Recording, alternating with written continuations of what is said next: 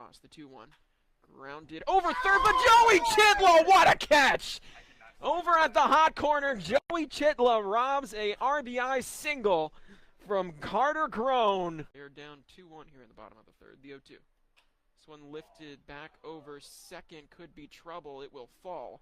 Runner was going from second. Andy Rivera's throw to the plate is in time! He got him! What a throw from Andy Rivera in right field. Faulkner, it's not there. He's going to tuck and run, and this is what he can do. Harrison Faulkner finds the corner. Is anyone going to catch him? Faulkner just knocked out of bounds around the 10. A busted play. He was looking for a wide receiver screen. It wasn't there. He got 40-plus out of it. No high safeties right now for the Panthers. They have a heavy man group up front. Faulkner, a quick pitch to the outside. Doster looking for a cutback lane. He finds it. JT Doster to the end zone. Touchdown, Titans. That didn't take long. Welcome back. A little toss and a little bit of room, and a lot of room from flying down the sideline. Pushed out at around the 24. North Oconee once again finding success on the ground. Yeah, look. Gladiator offensive line. Lawrence deep drop, nearly slipped. Now he's going to take a shot down the sideline, and it is nearly intercepted. Looked like he also seems like North Oconee is setting up a lot of quick passes for Harrison Faulkner, some bubble screens and some quick slants, trying to avoid the Perry pass rush. Faulkner with the deep drop this time. He's got pressure. He's got to try and escape, and he's not going to. Sacked around the 50. They're actually going to spot him on the other side of the 50 at the 49. Perry finally able to get a tackle for a loss. He's going to bring the house here on third down and short.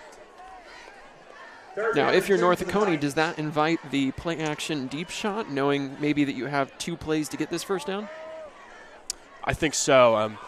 You talked a little bit about the high safeties. There's Carswell in the back there and Quentin Crane as the other free safety.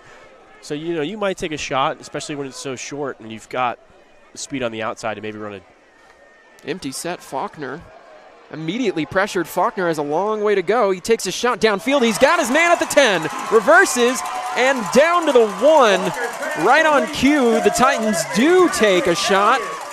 And they're inside the 5 with a chance to score once again.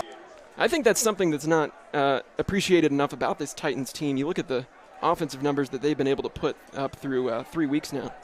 And obviously they're startling.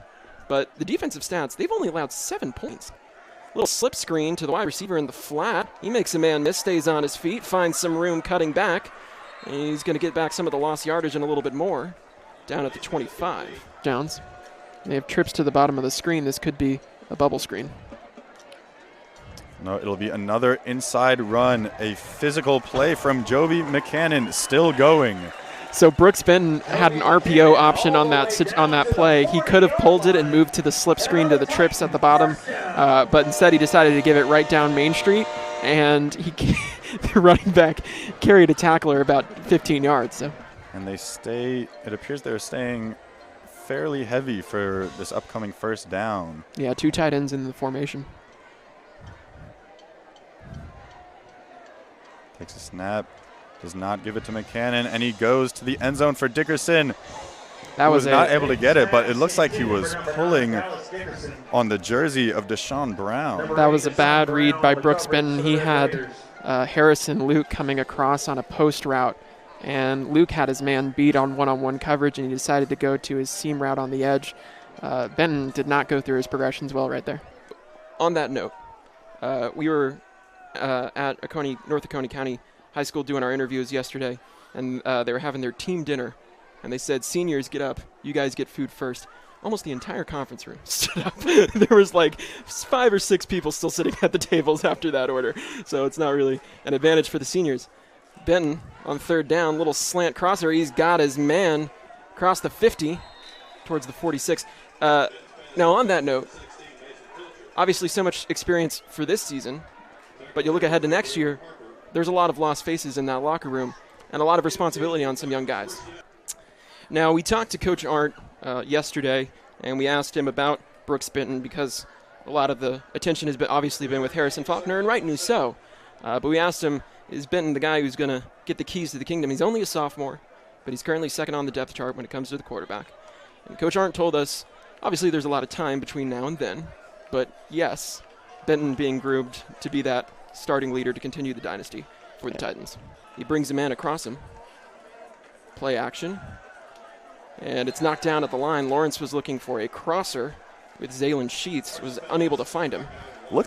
The Titans utilized 6 different rushers in the first half. They get the ball around in a lot of different unique ways. Obviously with the sweeps, they like to implement their wide receivers in the run game. Yeah, it's something that I saw when we were watching Madison warm him up. They were practicing that wheel route, and it worked really well right there. They had a really good catch, but he just went too far to the sideline, stepped out of bounds, and a good catch by our line judge. Yeah, it's been a hot start for the defending state champions. 313 yards in the first half, along with 5 touchdowns, 1 on the defense. Their defense has now outscored their opponents 21-7. Over 100 yards both on the ground and the air. Everything is sort of clicking for the Titans. On the other hand, Clark Central a little bit of trouble. Just 50 total rushing yards, 22 passing yards. The interception return that they surrendered was 70 yards, so their offense collectively at about 72 yards on offense. The interception return 70 on its own.